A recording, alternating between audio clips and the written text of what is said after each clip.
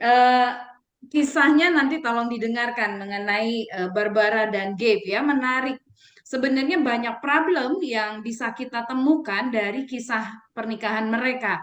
Tapi hari ini ada satu yang kita akan bahas, yaitu kalau saya melihat benang merahnya, yaitu mengenai komunikasi. Jadi komunikasi yang tidak sehat sebenarnya yang menjadi dasar kalau yang saya lihat dari masalahnya Barbara dan Gabe. Ya, mereka hidup dengan persepsi kayak kita ya, bener nggak? Ya, kita tuh kadang-kadang ngelihat orang tuh suka hidupnya pakai persepsi. Kayaknya mah dia nggak suka sama gua, kayaknya dia lagi galau, kayaknya loh ya benar apa enggaknya tuh kita nggak berani nanya. Jadi sebenarnya sama ya, banyak sekali masalah karena manusia hidup bukan dengan komunikasi yang sehat, tapi komunikasi by persepsi, berpikir sendiri ya, dengan kayaknya tuh, kayaknya rasanya, padahal belum tentu. Nah, hari ini saya ingin sharing, saya ingin berbagi mengenai tentang komunikasi. Saya tidak tahu kan ini sudah sesi yang ke-24 ya. Pasti mungkin pernah juga dibahas mengenai komunikasi. Tapi mungkin dari sisi yang berbeda, malam ini saya ingin menyampaikan, semoga ini memberikan sebuah pembelajaran, sebuah inspirasi buat kita ya. Saya ingin share dulu. Oke, Bapak Ibu sudah bisa lihat materi saya? Sudah. Sudah, Bu. Sudah ya, thank you. Oke, hari ini kita akan bicara tentang komunikasi yang sehat. Nama saya lupa tadi ya, nama saya Sarah Selvi. Saya bersyukur, saya bekerja, kemudian saya juga punya sebagian pelayanan adalah di konseling. Saya bersama dengan Ibu Sandra di Rumah Konseling Parahyangan. Saya juga suka berceloteh, ya. Terima kasih nih Pak Stephen kasih kesempatan saya setiap Senin, nggak setiap Senin. Saya biasanya sebulan 2 kali mengisi di Pelita Kasih untuk tema-tema parenting dan pernikahan ya. Nanti kalau kangen sama saya, dengerin di hari Senin ya. Oke. Nah, hari ini saya mau bicara komunikasi ya. Apa sih sebenarnya komunikasi itu? Nah, komunikasi itu adalah penyampaian pesan melalui bentuk verbal, bahasa tubuh, dan bentuk komunikasi nonverbal lainnya. Ya, kita tahu ya. Jadi, komunikasi ini adalah proses pemberian pesan kepada orang lain, bisa secara verbal dan bisa secara nonverbal ya. Nah, eh, tujuannya apa sih kita berkomunikasi ya? Tujuan komunikasi adalah yang pertama menumbuhkan keintiman pada sebuah hubungan ya. Kalau kita cicing wae ya, kita diem aja ya, gimana orang tahu apa yang kita pikirkan, apa yang orang lain rasakan termasuk pasangan. Nah, saya bersyukur saya bisa sharing ini karena saya dulu salah satu alasan saya ikut kuliah konseling adalah saya itu buruk banget dalam hal berkomunikasi. Dan yang lebih parah, udah buruk komunikasi, kecerdasan emosi saya rendah banget ya. Jadi jangankan saya nolong pasangan saya, buat saya sendiri aja nggak jelas gitu ya. Jadi akhirnya waktu itu saya ambil konseling bukan untuk belajar secara teori, tapi lebih kepada pemulihan diri saya sendiri. Dan saya bersyukur pada akhirnya saya bisa pulih dan akhirnya saya bisa jadi bisa cerita sama Bapak Ibu sekalian ya. Yang kedua adalah meminimalkan kesalahpahaman. Seringkali kesalahpahaman selalu terjadi gara-gara gagal paham. Suami berpikir A, istri berpikirnya B. Padahal sama-sama betul tapi jaka sembung, kagak nyambung. Ya, akhirnya yang terjadi gagal paham, konflik, dan akhirnya mulailah terjadi jarak, dan mulailah nanti ada will, mulailah terjadilah segala macam dan akhirnya berujung kepada perceraian ya. Nah, komunikasi juga tujuannya yang ketiga adalah menyelesaikan konflik ya. Ini kita harus selesaikan dengan cara bicara komunikasi. Nah, makanya kita harus pinter bagaimana kita bisa membuat satu komunikasi yang sehat. Ingat ya, kita bisa ngomong, tapi belum tentu kita bisa bicara komunikasinya sehat. Ya, nah ini dia yang kita harus pahami. Sebentar ya, saya tuh mau pindahin ini ke gimana ya? Ya, oke. Nah, ini adalah mengenai diagram Maslow ya. Jadi manusia hidup, teman-teman harus tahu bahwa kita itu menurut Maslow itu punya 5 kebutuhan. Jadi manusia itu bukan hanya butuh makan saja, bukan hanya butuh perlindungan saja, bukan hanya butuh dicintai, tapi butuh penerimaan, butuh aktualisasi diri. Nah, kalau kita memahami bahwa manusia itu punya kebutuhan itu banyak gitu. Jadi saya bisa melihat bahwa suami saya dia bukan hanya punya kebutuhan makan, minum atau tadi rasa aman, tapi suami saya juga butuh dirasa dicintai, suami saya juga butuh penerimaan. Nah, inilah yang saya mau gambarkan ya. Jadi Maslow bilang bahwa manusia itu punya beberapa kebutuhan.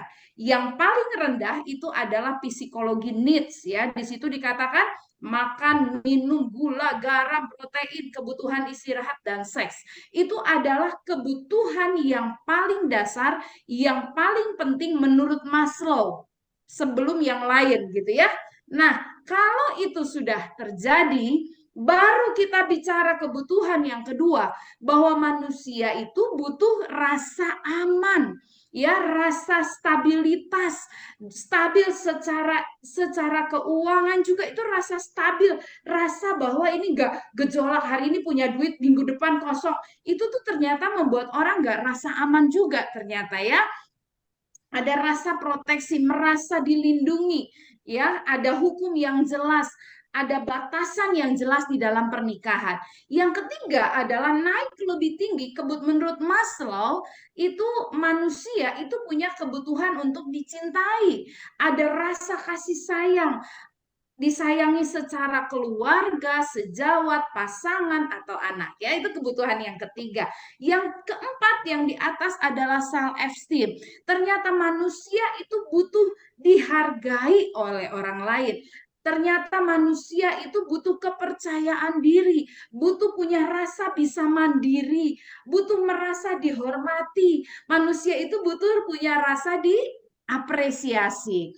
Dan yang ternyata yang paling tinggi menurut Maslow itu adalah aktualisasi diri.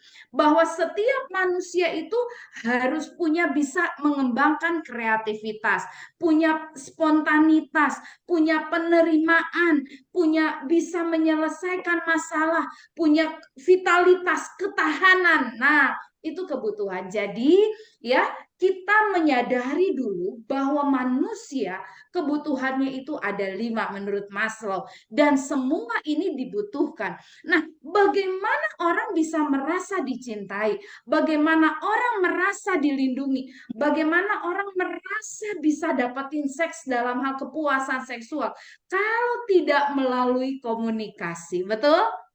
Coba kalau cicing wae, gimana saya dicintai? Tapi kalau pagi-pagi suami saya bangun, dia bilang, "Say, I love you." Langsung seger hari itu. Betul? Kadang-kadang cowok suka bilang begini, "Aduh Sarah, gak usah lah ngomong I love you." Dia bilang begitu. Kan lewat tindakan itu juga mengabarkan dicintai. Yes, saya setuju. Tapi kadang-kadang kami para wanita, kalau ketika dibilang, "Mam, aku tuh sayang sama kamu." Waduh, rasanya senengnya gitu ya. Jadi itu adalah sebagai bagian dari kebutuhan. Dan semua ini ketika dihubungkan kebutuhan psikologi, kebutuhan rasa aman, kebutuhan dicintai, kebutuhan untuk penerimaan diri dan aktualisasi diri, ini bisa terjadi kalau apa? Komunikasinya sehat dan jelas ya, nggak burem. Jadi harus jelas. Ini menjadi pengikat untuk semua kebutuhan ya, lewat apa yang kita katakan. Verbal dan nonverbal itu menggambarkan bagaimana kita bisa menunjukkan rasa cinta kita kepada pasangan kita. Nah, lanjut ya. Nanti kalau ada yang kurang jelas di terakhir ya. semoga saya masih ada waktu untuk kita diskusi ya. Jadi komunikasi itu ada dua, ada secara verbal dan secara non verbal. Pertanyaan saya, mana lebih penting, verbal atau non verbal? Menurut saya dua-duanya juga sama pentingnya gitu ya, karena manusia itu Tuhan kasih panca indera buat lihat, buat dengar, buat ngomong, buat mencium. Jadi semua itu dibutuhkan oleh manusia ya. Nah, menurut sekarang pertanyaan saya, seberapa penting mengenai komunikasi ini? Dan apa pesan Tuhan mengenai komunikasi? Saya pengen bacain dari Kejadian 11 ya, supaya ada insight yang berbeda. Betapa pentingnya mengenai bahasa komunikasi ini ya. Saya bacain ya, Menara Babel. Ayat yang ke-1. Adapun seluruh bumi satu bahasanya dan satu logatnya. Maka berangkatlah mereka ke sebelah timur dan menjumpai tanah datar di tanah Sinear. Lalu menetaplah mereka di sana. Mereka berkata seorang kepada yang lain, marilah kita membuat batu bata dan membakarnya baik-baik. Lalu bata itulah dipakai mereka sebagai batu dan tergala-gala sebagai tanah liat. Ayat yang keempat. Juga kata mereka, marilah kita dirikan bagi kita sebuah kota dengan sebuah menara yang puncaknya sampai ke langit. Dan marilah kita cari nama supaya kita jangan terserak ke seluruh bumi. Lalu turunlah Tuhan untuk melihat kota dan menara yang didirikan oleh anak-anak manusia itu. Dan ia berfirman, mereka ini satu bangsa dengan satu bahasa untuk semuanya ini. Ini barulah permulaan usaha mereka. Mulai dari sekarang, apapun juga yang mereka rencanakan, tidak ada yang tidak akan dapat terlaksana. Baiklah kita turun dan mengacau balaukan di sana bahasa mereka, sehingga mereka tidak mengerti lagi bahasa masing-masing. Ayat yang terakhir, demikianlah mereka diserahkan Tuhan dari situ ke seluruh bumi, dan mereka berhenti mendirikan kota itu. Jadi di awal Kejadian, apa yang terjadi? Satu bahasa, satu logat. Makanya nyambung semua. Dan ayat yang menarik di situ, yang di ayat yang ke-6. Dan ia berfirman, mereka itu satu bangsa dengan satu bahasa untuk semuanya ini barulah permulaan usaha mereka. Mulai dari sekarang, katanya apa kata Tuhan? Apapun juga yang mereka rencanakan, tidak ada yang tidak akan dapat terlaksana. Wow. Ketika kita satu bahasa bersama dengan pasangan kita, saling mengerti, saling bisa memahami, maka Tuhan bilang apa? Apapun yang kita rencanakan tidak akan terlaksana. Ayo, siapa di sini punya rencana pengennya jalannya lancar, bisnisnya lancar, pelayanannya lancar, hubungan sama anak-anak lancar? Kuncinya apa? Satu, bahasa. Ya, ternyata kesehatian ketika kita bisa membangun bonding dengan bahasa yang sama-sama dimengerti, satu bahasa, maka Tuhan janji apapun yang kita mau akan terlaksana. Amin. Ya, jadi ternyata satu bahasa ini tuh penting. Jadi makanya kita harus membangun komunikasi yang sehat sehingga saya, pasangan saya, atau bahkan nanti kita anak-anak kita, mereka paham. Ya, jangan sampai anak kita bilang, pusing saya sama mami saya, gagal paham, nggak ngerti apa sih mami maunya gitu ya. Suami sama istri, aduh gue mau pusing dah lihat laki gue, nggak ngerti maunya dia tuh apa sebenarnya. Nah, itu yang bahaya. Nah, oleh karena itu kita lihat ya. Ini dia komunikasi verbal. Teman-teman, kalau kita bicara verbal, apa sih yang kita harus perhatikan? Dari orang yang kita ajak bicara, dari pasangannya kita. Satu adalah cultures, latar belakang, ya, yang kasusnya Gap sama Barbara, mereka punya latar belakang budaya berbeda gitu loh. Jadi latar belakang kekayaan juga berbeda gitu ya. Jadi kita harus perhatikan. Kalau saya bicara dengan orang Batak, saya bicara sama orang Jawa, nggak bisa dengan pola yang sama. Kenapa? Mereka punya cultures yang berbeda. Kalau saya pernah 14 tahun di Pekanbaru. Kalau saya bicara sama orang Batak, saya nggak pakai basa-basi gitu ya. Saya akan bilang, saya tuh nggak suka sama kamu. Kamu tuh begini, saya bilang gitu ya. Tapi saya lupa 14 tahun kemudian saya pindah ke Bandung, saya bicara sama orang Sunda. Sunda itu mirip Jawa. Satu kali bos saya bilang begini, Sarah, saya tahu kamu orang Bandung, tapi udah kelamaan di Sumatera. Sar, ingat, kamu bukan di Sumatera lagi. Kamu kalau ngomong, jangan kayak ngomong sama orang Sumatera. Jadi ada orang yang komplain sama saya, ya sama bos saya, dia bilang, Bu Sarah tuh kalau ngomong kenceng banget, suaranya keras gitu ya. Jadi jadi kalau sama orang Bandung, Sar, kalau mau negur, muter dikit kenapa? Katanya gitu. Biar dia nggak sakit hati. Jadi ternyata culture mempengaruhi. Ya, latar belakang budaya itu mempengaruhi. Kita harus tahu seperti apa latar belakang keluarga dari pasangannya kita. Yang kedua, tingkat pendidikan. Ini juga mempengaruhi cara bicara dan cara berpikir. Ya, kita nggak bisa samain misalnya suami S2, istri S1, terus bahasanya pakai bahasa ilmiah tingkat tinggi ya. Istri bilang nih suami gue tuh ngomongnya apa gitu ya. Jadi tingkat pendidikan mempengaruhi. Kemudian yang ketiga yang paling banyak mempengaruhi seperti Barbara dan Gabe adalah pola asuh dalam keluarga. Ya, bagaimana mereka diasuh dari kecil, membentuk karakternya mereka sehingga pola komunikasinya sudah terbentuk. Pola asuh yang sudah 30 tahun terbentuk dalam hidupnya Gap atau Barbara, ketemu, nggak bisa berubah sehingga mereka masih hidup dengan pola asuh yang lama. Mereka nggak keluar bahwa saat ini mereka harus berubah, menyamakan cara bicaranya, cara komunikasinya supaya nyambung. Saya bersyukur, nanti saya tunjukin ya, saya punya suami dengan satu anak. Saya adalah orang yang ekstrovert, sangat-sangat ekstrovert. Ya, karena saya biasa, wah, saya bisa bicara dengan sangat terbuka. Suami saya orang yang introvert ya, itu di karakter. Tapi apakah saya bisa dengan mudah berkomunikasi? Enggak. Kenapa? Saya ekstrovert loh ya. Tapi ketika saya ada di keluarga saya, papi mami saya mereka selalu ribut ya. Jadi orang zaman dulu itu bertahan pernikahan bukan karena cinta tapi karena malu kalau mau cerai. Sehingga saya tinggal dalam keluarga yang selalu cekcok gitu ya. Dan akhirnya saya lelah. Sebenarnya saya menikah tercukup lambat ya. Saya menikah di 31. Sampai sebenarnya saya waktu itu udah mikir gini, udah deh gue kayaknya kagak nikah aja. Kenapa? Karena dalam bayangan saya tidak pernah melihat pernikahan itu sesuatu yang indah, sesuatu yang menarik. Bahkan waktu itu saya berpikir, jangan sampai gue kejadian kayak mami papi.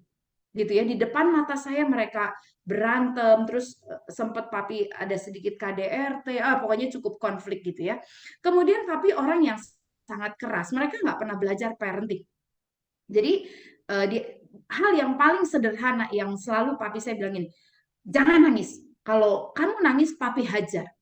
Bayangin, saya ekstrovert, nggak boleh nangis. Ya, jadi kalau kalau saya udah kesel, marah, nangis, mami saya bilang, berhenti nak, nanti kamu dihajar papi. Jadi biasanya yang saya lakuin, saya masuk ke kamar mandi, saya nangis sesegukan di kamar mandi. Atau yang kedua, saya masuk kamar, saya ambil bantal, saya tutup, dan saya tapi itu membuat saya, tadi saya bilang, saya tidak cerdas secara emosional. Saya mematikan perasaan saya berpuluh-puluh tahun. Sehingga ketika saya menikah, saya mematikan komunikasi saya. Tadi saya bilang, saya orang suka ngomong gitu ya. Saya bilang, ya. Tapi ketika saya sama suami konflik, kami pakai metode silent. Jadi kami cicing, saya diam. Dan suami saya lahir dari anak ke-9 dari 13. Recok juga. Jadi dia juga udah capek sama keluarganya. Jadi aku diam, suami saya diam. Jadi saya kalau lagi kesel sama suami, 4 hari saya bisa diam. Betah-betah gitu loh. Sampai akhirnya nanti suami saya yang nggak betah gitu, dia bilang, "Mam, diem, sekarang waktunya kamu ngomong." Terus saya bilang, nggak bisa, udah nggak usah dibahas lagi, orang udah nggak masalah kok. Itu selalu terjadi, tapi pada akhirnya saya ngerasa itu seperti di dalam ini menumpuk api yang siap meledak kapan saja. Jadi itu karena apa? Pola asuh. Mami papi saya nggak pernah tanya sama saya, Saya dipanggil di rumah tuh Sarah Selfie, jadi saya panggil Vi. Vi, hari ini kamu lagi kenapa? Lagi sedih, lagi marah. Kenapa kamu marah? Nggak ada bahasa perasaan yang terjadi. Yang selalu ditanya mami saya, kamu udah belajar? Oke. Kamu udah makan? Gitu ya. Itu adalah bahasa yang diajarin sehingga ketika saya masuk dalam pernikahan, ya saya juga melakukan hal yang sama. Saya tiru apa yang sudah saya pelajari, tapi saya bersyukur Tuhan baik buat kami berdua. Kami belajar di konseling, kami belajar bagaimana kami dipulihkan sehingga akhirnya saya pelan-pelan, cepet enggak. Saya konseling 2 tahun waktu itu ya, sama saya di konseling sampai akhirnya sampai Pak Jul cuma bilang begini, Sarah, saya cuma minta kamu belajar berantem. Aduh, saya bilang, Pak, boleh nggak ada permintaan yang lain? Nggak bisa. Saya cuma minta kamu eh, sama suami berantem. Cari konflik. Kalau kamu sudah berhasil berantem, kamu datang lagi sama saya. Baru kita bahas. Jadi sampai cuma berantem aja mesti belajar loh. Tapi poinnya adalah apa? Bagaimana saya bisa bicara, apa yang saya omongin, apa yang saya pikirkan itu sinkron. Ya, perempuan itu di sini sama di sini sama di sini nggak nyambung. Ya, kalau saya lagi berantem sama suami saya bilang gini, Mam, lagi marah ya? Terus saya bilangnya begini, enggak, tapi suaranya ngegas, mukanya jelek gitu loh. Tapi mulutnya bilang enggak. Terus suami bilang, benar kamu enggak marah? Enggak. Makin teriak gitu ya. Suami saya mikir nih orang ya. Terus kalau saya mikir bodor banget nih kalau lihat gua dulu gitu. Kenapa? Ya, ini nggak nyambung gitu loh. Jadi akhirnya terus saya berharap apa? Ya lu jadi laki ngerti kek kalau bini lagi marah, yang gak usah ditanya, yang ngerti lah. Terus dalam hati suami saya bilang, emang gue cenayang apa? Nebak-nebakin muka lu sama pikiran perasaan orang. Ya, tapi akhirnya kita ketawa setelah sekarang pulih. Dulu tuh kamu lucu loh kalau marah. Iya, iya lucu ya. Kadang-kadang menyebalkan dia bilang begitu. Iya memang. Ya, tapi itu kita harus belajar. Yang keempat, tingkat kedewasaan. Ya, kedewasaan itu bukan berdasarkan usia. Kita boleh menikah dengan orang usia 30 tahun, tapi bisa saja childish, kekanak-kanakan. Jadi kita perlu mengenal karakter pasangan kita dengan baik, sehingga kita tahu bagaimana cara bicara yang baik. Kita punya Roh Kudus, kita punya Tuhan yang besar yang menuntun jalan hidup kita dengan baik. Ya, kita bisa terima pasangan kita tanpa menuntut dan kita bisa berubah. Bukan dia yang berubah dulu, kita yang berubah. Dan yang terakhir karakter ya, yang tadi ekstrovert, introvert. Ada istri yang menuntut suaminya introvert jadi ekstrovert, yang setiap hari kalau mah, kalau ada masalah tuh langsung ngomong gitu ya. Padahal dalam hati dia, lu gue mau ngomong apa? Dia bilang gitu, ngomong susah gitu loh. Kebiasaannya diem gitu kan. Tapi kita mau belajar bahwa komunikasi itu dipengaruhi culture, tingkat pendidikan, pola asuh, tingkat kedewasaan, dan karakter. Ya, jadi ingat ya, ini dicek dulu nih, seperti apa kita punya pasangan. Oke, nah pola yang benar apa sih? Ternyata sederhana aja. Ada 3 hal yang kita bisa lakukan. Satu adalah mendengarkan secara aktif ya. Setiap orang itu butuh didengarkan. Setiap orang, termasuk saya. Bahkan di konseling dibilang begini, even kita nggak pernah tahu cara konseling orang, minimal kita bisa dengerin saja 50% masalahnya selesai. Ya, jadi mendengarkan secara aktif. Nanti kita bahas kesalahannya ya. Yang kedua adalah menghindari penilaian yang sentimental. Kadangkala mental blok dalam kepala kita seringkali mempengaruhi komunikasi.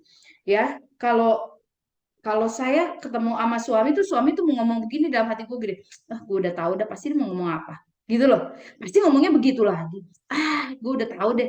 Jadi dia belum ngomong, kita tuh sudah punya interpretasi sendiri, pasti dia ngomongnya begitu, udah bosen, tiap hari dia ngomongnya begitu lagi, begitu lagi, begitu lagi, gitu ya. Nah, yang ketiga adalah menerapkan kebaikan dan kasih sayang. Balik lagi, di dalam sebuah pernikahan adalah karena kita punya rasa cinta kepada pasangan kita. Ya, cinta yang terbesar adalah memberikan nyawa katanya kepada yang kita cintai gitu ya. Nah, sekarang belum memberikan nyawa, cuman memberikan telinga aja. Bagaimana kita bisa kasih telinga kita, perhatian kita 100% kepada pasangan kita untuk kita bisa dengerin apa sih sebenarnya isi hati dari pasangan kita. Ya, sebenarnya tadi sama. Gap kalau bisa dengerin aja apa yang dirasain oleh si Barbara, persoalan selesai. Ya, atau kebalikannya. Sebenarnya pernyataan itu sangat sederhana, tapi karena komunikasi mereka terputus, mereka hanya memakai perasaan pikirannya mereka, interpretasi ya, peramal, meramal gitu. Akhirnya mereka hidup dengan ramalan yang salah gitu ya. Nah, pola yang salah adalah yang tadi tak sepenuhnya mendengarkan. Kadang-kala kalau saya lagi bicara terus suami saya lagi serius dengan handphone, saya biasanya nanya dulu, aku mau ngomong, bisa? Jadi saya nggak akan ngomong dulu. Kenapa? Karena suami saya lagi chatting gitu loh, lagi ada yang dilakukan dengan handphonenya.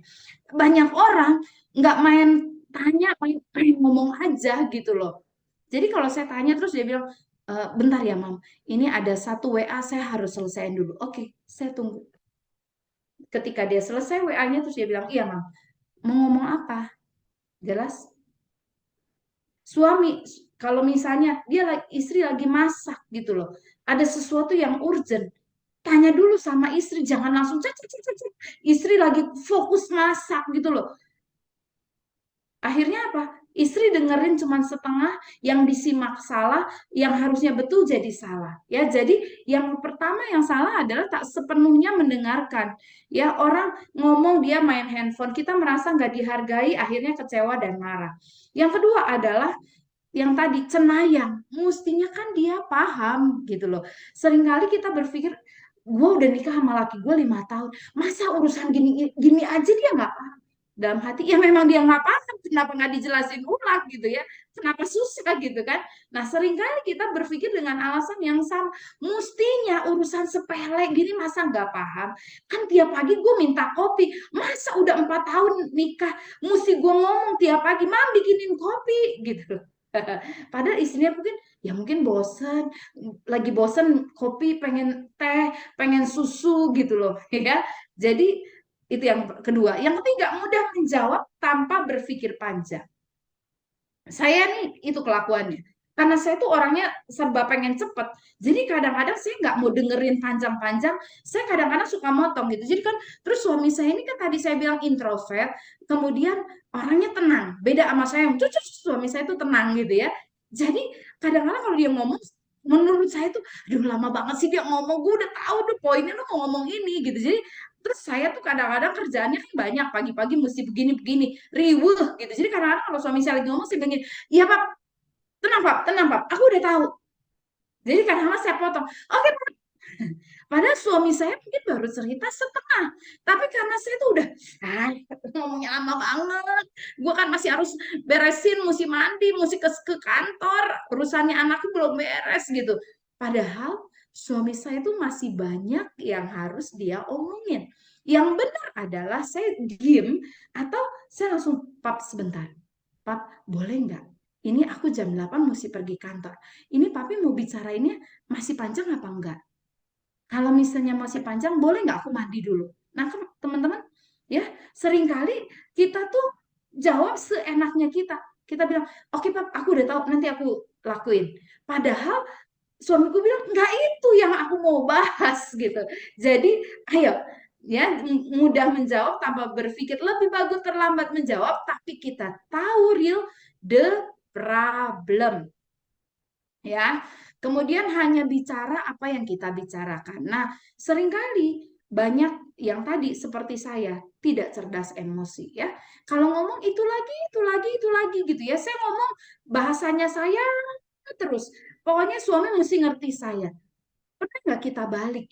Kita yang ngerti dia, bukan dia yang harus ngerti saya gitu loh. Sehingga suami saya ngerasa, duh kamu tuh egois banget ya. Yang kamu ceritain, yang kamu bicarain itu semua kepentingan kamu. Tanpa kamu berpikir, apa kepentingannya saya, apa kebutuhannya saya. Ingat ya, suami kita juga butuh dicintai, istri kita juga butuh dicintai. Dia punya kebutuhan, rasa dicintai, rasa aman. Nah, itu yang keempat. Yang kelima, meninggikan suara alias ngegas, ya. Kita ngomong sama istri kita nadanya nada tinggi terus, kayak ngajak berantem. Tapi beda dengan budaya ya. Nah, suami saya ini orang kayak dari Tanjung Pinang. Awalnya saya kaget. Kenapa? Karena di keluarganya kalau ngomong kayak orang berantem. Jadi saya selalu bilang sama suami saya, lagi berantem tuh? Enggak, kita lagi ngobrol. Ya ampun, kayak orang lagi berantem aja pakai bahasa kewo gitu. Sementara saya orang Sunda, kagak ngerti lagi kan. Jadi akhirnya saya cuma bilang, terus saya bilang, tapi please ya kalau ngomong sama saya jangan pakai ngegas ya. Kenapa? Saya ini melankolis, ada melownya sedikit. Saya nggak tahan kalau dibentak, saya bilang gitu. Jadi kalau ngomong sama saya ada nadanya nada rendah aja. Terus beberapa kali dia akhirnya, sorry ya, tadi nadanya tinggian. Iya, saya bilang. Tapi enak gitu ketika komunikasi kita jalan. Apa yang saya sampaikan gak ada beban. Dia pun bisa menyampaikan dengan tanpa beban kepada saya. Nah, yang keenam, memberikan gestur nonverbal yang negatif kayak tadi. Kalau ditanya, Mam, kamu lagi marah? Enggak. Tapi muka jelek, mata melotot ya. Udah gitu balik badan. Nah, yang lebih parah lagi 4 hari puasa ya. Jangan pakai toel-toel ya. Ngomong aja enggak, apalagi mau toel-toel. Gitu ya. Nah, itu perlawanan para istri gitu ya. Nah, jangan ya. Itu namanya memberikan iblis kesempatan mencuri, membunuh, dan membinasakan ya. Jadi harus di verbal kita tuh harus jelas ya. Jangan yang negatif. Kita harus belajar. Kemudian ketujuh, menurunkan harga diri pasangan. Ya, kadang-kadang ada yang suka marah sama istrinya, dia bilang, dasar orang Jawa. Ya, menyinggung, menurunkan harga diri gitu ya. Punya suami bodoh, nggak tahu ngatur duit. Ya, itu menurunkan harga diri pasangan sehingga dia bukan senang, dia semakin marah dan akhirnya semakin dalam lukanya ya. Nah, terus yang ke-8 kita suka bilang, itu tuh salahnya kamu. Kamu tuh udah tahu sih kayak gitu, kamu ulang lagi. Nah, ayo ya, istri atau suami kalau udah lagi kesel, terus bilangnya gitu tuh, kamu tuh kebiasaan. Gak pernah sih dengar apa kata gua. Ya, itu bahasa yang salah. Yang ke-9 adalah mengungkit masa lalu. Ya, ketika kita bicara, kita langsung ungkit-ungkit.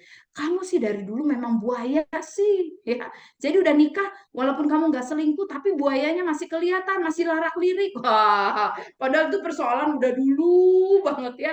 Diungkit lagi, sehingga menimbulkan kemarahan, menimbulkan luka, menimbulkan jarak. Ya, yang bahaya kalau kayak saya sama suami tadi silent, kami malah menjauhkan diri, bukan mendekatkan gitu ya.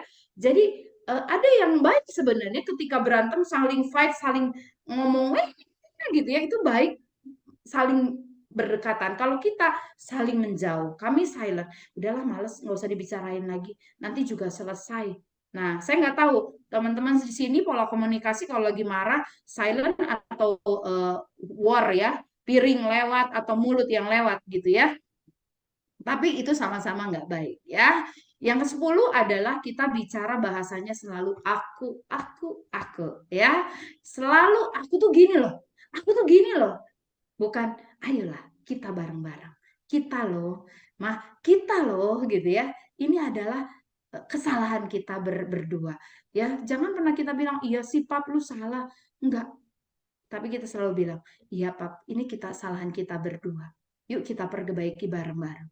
Sehingga dia nggak merasa direndahkan, dia nggak merasa disalahkan untuk setiap peristiwa dalam hidup kita. Ini adalah kesalahan ya. Nah, itu adalah komunikasi verbal ya. Tahan dulu, saya masih ada, saya selesaikan dengan komunikasi non verbal ya. Nah, komunikasi nonverbal, saya minta waktu masih bisa 15 menit yang terakhir ya. Komunikasi nonverbal adalah love language, bahasa kasih ya. Gary Chapman menulis tentang 5 bahasa kasih. Mungkin di sini Bapak Ibu sudah tahu mengenai bahasa kasih, tapi saya mau menjelaskan untuk merimain kembali bahwa ada komunikasi nonverbal yang kita harus pahami dari pasangan kita. Ya, ini adalah suami saya, namanya Lukman, dan ini adalah anak saya satu-satunya, Harel ya. Saya dibuat Tuhan 11 tahun menunggu. Jadi saya melahirkan usia 42, anak saya sekarang baru usia 10 tahun. ya, is miracle for us gitu ya. Kami punya bahasa cinta yang berbeda. Apa sih sebenarnya bahasa cinta itu? Ya, kalau di Yohanes 10 ayat 10 di situ dikatakan pencuri datang hanya untuk membunuh dan membinasakan. Aku datang supaya mereka mempunyai hidup dan mempunyainya dalam segala kelimpahan. Tuhan, kalau iblis itu kerjanya yaitu mencari untuk membunuh dan membinasakan. Ya, salah satunya yang sering kali dipakai adalah mengacaukan bahasa cinta kita sehingga pasangan kita merasa tidak dicintai. Padahal Tuhan mau kasih kita hidup dalam segala kelimpahan.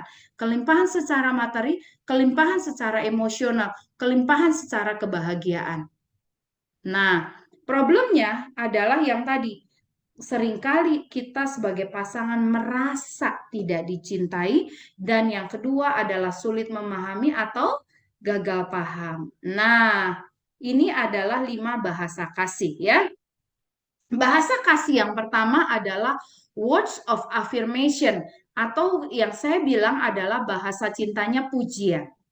Oke, kalau teman-teman menyimak tadi Barbara, saya lihat bahasa cintanya Barbara itu adalah pujian. Kenapa? Karena Barbara dia bilang ketika dia sekolah, dia dapat prestasi, dia pengen dipuji, tapi dia tidak pernah dapat pujian dari orang tuanya. Nah, orang yang punya bahasa cintanya pujian, ya, dia merasa kalau dipuji, ya, dapat pujian, dia merasa dicintai. Tapi ketika dia nggak dapat pujian, dia merasa dia itu nggak dicintai. Ya, nah, saya salah satunya, saya cerita. Saya punya kakak ipar pernah dari Singapura tinggal di rumah saya. Dan dia bahasa cintanya itu pujian. Dia suka masak. Dan saking suka masaknya, masakannya enak. Terus saya suka puji. Terus saya bilang, aduh Cici, masakannya enak. Besoknya dia masak lagi. Ntar 2 hari masak lagi menu yang sama. Sampai suami saya bilang begini, Mam, tolong sadar, Mam. Kenapa? Kamu tolong dong jangan puji-puji lagi. Kenapa? Aku udah bosen masaknya itu lagi gitu loh. Jelas karena makin dipuji dia makin merasa dicintai, dia makin bahagia, dia lakuin lagi, dia masak lagi itu berulang-ulang sampai bosen. Nah, itu salah satu adalah orang yang bahasa cintanya pujian. Kadangkala kita pikir, ih gue ya lihat orang itu kayaknya gila pujian ya.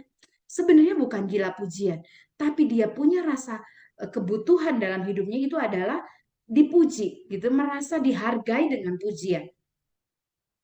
Nah, saya punya kakak sepupu, bukan kakak sepupu sih, kakak yang cukup jauh ya. Pada akhirnya mereka bercerai. Terus saya sempat ngobrol sama dia, ya, Cici ini, Ci, kenapa kok bisa, maksud saya maaf ya, sampai dia kabur meninggalkan rumah gitu. Terus dia bilang, iya aku tuh salah, dia bilang gitu. Kenapa? Ketika saya menikah, saya bekerja, dia bilang gitu. Terus tapi punya anak pertama, saya berhenti. Karena di bahasa cintanya servicing, nanti saya jelasin ya. Saya berhenti karena saya pengen anak saya terurus. Tapi suami saya ternyata nggak menghargai, dia bilang begitu. Terus memang suaminya Cici sukanya apa? Ya dia kerja. Terus saya pas main ke rumahnya saya liatin gitu ya, dia suka tulis gini. Terus dia bilang, ya suami saya tuh sukanya muji-muji saya. Terus lu suka puji dia? Enggak lah, boro-boro mujiin suami, ngapain sih suami dipuji-puji? Dia bilang gitu, ngurusin anak aja 3 kecil-kecil. Udah capek, dia bilang gitu. Jadi ternyata suaminya bahasa cintanya pujian. Dia suka tulis sama istrinya, Ma, kamu cantik. Suaminya, istrinya tidak pernah merespon. Sehingga ketika dia keluar dari rumah, di kantor dia ketemu dengan seseorang yang dia mujiin terus. Aduh kok, hari ini kamu ganteng. Aduh kok, suara kamu, aduh keren banget.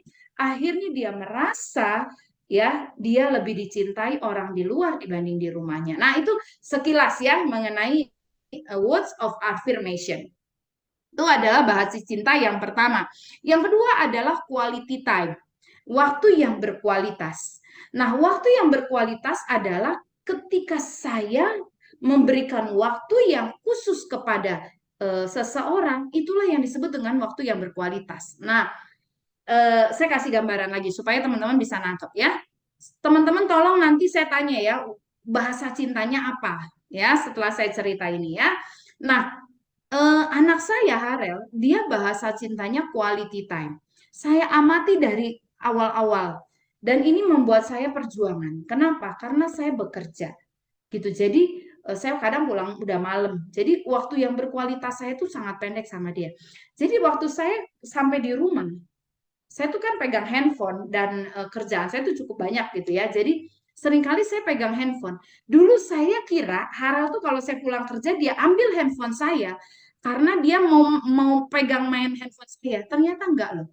Jadi tiap kali saya pulang dia ambil handphone saya dan dia matikan. Terus dia bilang, "Mami, main." Waduh, dalam hati Tuhan, anak saya bahasa cintanya waktu yang berkualitas. Jadi dia nggak peduli mau main apapun dengan saya, yang penting mainnya. Saya mau beliin dia monopoli, saya mau beliin dia Lego. Poin yang dia penting buat dia adalah kapan main bareng maminya. Sehingga saya menyadari itu, saya harus korbankan waktu saya untuk saya bisa memberikan waktu yang berkualitas dengan dia. Saya kadang beli gambar yang polos yang udah tinggal digambarin. Kami menggambar mewarnai seharian dan dia bahagia banget. Duh, padahal dalam hati saya coba ya nak, kamu bahasa cintanya pemberian, hidup mami lebih ringan. Ya saya tinggal beliin aja Lego, udah selesai dia main anting sendiri enggak. Ternyata dia bilang, "Mami main ya." Gitu. "Mami temenin ya." Aduh ya. Tapi ketika saya tahu quality time itu menjadi bahasa cintanya dan saya bisa melakukannya bareng dia, dia merasa dicintai dan saya lebih senang, dia juga lebih senang sama saya. Ya, yang ketiga adalah giving, give, pemberian. Nah, ini adalah bahasa cintanya saya. Ya, bahasa cintanya saya adalah pemberian. Dari kecil mami saya itu udah tahu bagaimana menaklukkan saya. Dia suka bilang begini, "Vi, kalau sama kamu tuh mami tuh nggak pusing ngurusnya." Kenapa, Mam? Almarhum mami saya bilang begini, "Kamu ya, kalau lagi kecil nangis, dipeluk lebih menyebalkan. Nangisnya keras-keras," katanya lagi kecil gitu ya, kalau dipeluk gitu tambah ngamuk katanya gitu. Terus, "Tapi ya kamu kalau lagi nangis, mami kasih permen satu, langsung diem. Jadi mami kemana-mana selalu bawa permen. Supaya kalau kamu lagi ngamuk, lagi nangis, tinggal kasih permen dia. Anteng," katanya gitu. Oh gitu ya, Mam. Jadi dari kecil kita udah bisa mengamati anak-anak kita bahasa cintanya apa. Dan kita juga bisa tahu bahasa cinta suami kita, pasangan kita tuh apa. Nah, suami saya, ya saya loncat sedikit, itu adalah sentuhan fisik. Ya dia lebih suka saya duduk di sebelahnya, saya rangkul. Wah, buat dia tuh menyenangkan. Ya, kalau tidur saya suka di punggung suami saya dan dia sangat senang. Dan dia bilang, "Saya tuh senang kalau kamu tidur deket, nempel ke saya." Karena dia ngerasa itulah tanda cintanya. Nah, ini kalau nggak dikomunikasikan, kumaha gitu ya. Nah, sementara bahasa cinta saya tadi pemberian. Dulu ketika saya nggak ngerti, saya tuh suka karena saya sering jalan-jalan, saya pernah cari jam tangan. Udah gitu muter, muter, cuman pengen nyari jam tangan yang rasanya cocok dengan suami saya. Terus waktu pulang saya bilang sama suami, "Pak, ini oleh-oleh jam tangan." Terus dia cuma lihat begini, "Bagus ya, Mam. Makasih ya, Say." After that dipakai, kagak. Dia taruh. Dan saya cuma bilang, "Ya ampun, gue udah beli, nyarinya susah. Lu enak aja dia taruh." Saya beli baju, saya kasih sama suami saya. Terus dia bilang gini, "Makasih ya." Senang, Pap. Oh, senang. Makasih. Udah gitu dipakai. Kagak dia taruh di meja. Tapi karena saya tahu mengenai bahasa cinta, akhirnya apa yang saya lakuin? Ya saya buka, saya gunting, saya masukin ke cucian, terus saya udah gitu digantung, terus pas mau pergi ke gereja, "Pap, yang itu dong Pap, bajunya dipakai biar kita kembaran." Baru sakit hati udah enggak, karena udah tahu bahasa cintanya dia bukan pemberian, tapi lebih kepada sentuhan fisik, pelukan, ya dia tuh seneng banget rasanya itu menjadi sebuah kebahagiaan buat dia. Nah, yang tadi saya belum bahas adalah act of service. Itu adalah servicing. Ya, biasanya orang yang bahasanya cintanya service itu suka sangat-sangat suka untuk melayani dan dia juga suka untuk dilayani gitu ya. Ada suami yang Maaf, kalau mau pergi keluar kota, istri tuh kudu ngepekin. Semuanya tuh harus dia yang beresin. Ya, dia tinggal tahu angkat koper aja gitu ya. Nah, papi saya servicing banget. Pagi-pagi kalau nggak ada kopi, dunia mendadak bermasalah gitu. Jadi kudu disiapin. Kakak saya servicing. Apa yang membedakan ya? Waktu saya kecil, kalau saya pulang sekolah dan ke rumah gitu ya, biasanya kalau saya pulang ganti baju, terus saya teriak, Mami. Oh, terus mami saya bilang, Mami lagi di atas, lagi jemur. Kebetulan rumahnya 2 tingkat. Terus mami saya teriak gini, ya udah, makan ya, Mami udah masak itu di meja makan. Saya langsung ambil piring, saya makan. Kakak saya, dia bilang, Mami di atas. Terus makan aja. Makan. Enggak. Dia langsung teriak gini, enggak, Mam. Aku tunggu Mami turun. Lah, kamu kan tinggal ambil piring sama saya sendiri. Enggak apa-apa, Mam. Aku tunggu Mami aja. That's a difference. Karena dia bahasa cintanya servicing. Dan ketika Mami meninggal, kami sharing apa yang kami banggakan dari Mami saya. Saya bilang, kebetulan kami dari orang yang nggak berada lah ya. Ulang tahun itu yang paling saya ingat, Mami itu setiap hari ulang tahun selalu belikan Silver Queen dengan susu ultra coklat. Jadi saya bilang, Mami saya sampai kami dewasa, tiap ulang tahun itu nggak pernah berubah, hadiahnya itu aja. Itu testimoninya saya. Karena bahasa cintanya saya pemberian. Kakak saya dia bilang begini, Mami selalu ada buat saya. Ketika saya lagi butuh, Mami selalu ada buat saya. Karena dia bahasa cintanya servicing. Kalau makan jeruk, dia suka dibukain sama Mami. Itu buat dia itu sebuah kebanggaan. Dia merasa dicintai. Nah, jadi ini adalah 5 bahasa cinta ya, yang kita perlu pahami. Sebenarnya bahasa cinta kita apa sih? Saya juga suka dipuji, suka, tapi buat saya itu tidak membuat saya merasa dicintai. Karena saya merasa ya dipuji ya biasa aja gitu, nggak ada getarannya. Tapi suami saya ulang tahun kasih saya sesuatu, wah saya bangga banget. Dan kalau saya lagi stres, saya senangnya apa? Suami saya cuma bilang gini, Mam, lagi stres ya? Iya, Pak. Kenapa kerjaan? Aduh, Pak, kerjaan aku lagi hektik dan banyak banget masalah. Terus suami saya bilang begini, ya udah yuk pergi makan. Wah, itu menyelesaikan masalah. Langsung, yuk kita makan. Kamu pengen makan apa? Aku lagi pengen makan bakso. Ayo kita makan bakso. Selesai. Setengah persoalan hidup saya selesai. Kenapa? Ketika suami saya beliin bakso. Karena saya merasa dicintai, saya merasa ada orang yang saya support. Nah, jadi yang tadi bahasa verbal kita harus perbaiki. Yang kedua adalah bahasa nonverbal, itu yang kita harus perbaiki ya. Sebenarnya ada satu film, saya masih punya waktu berapa lama ya? 20 menit, Bu. 20 menit ya. Filmnya nanti dilihat di itunya aja ya Pak Steven ya. Itu hanya menceritakan tentang Tuhan Yesus. Atau mau lihat?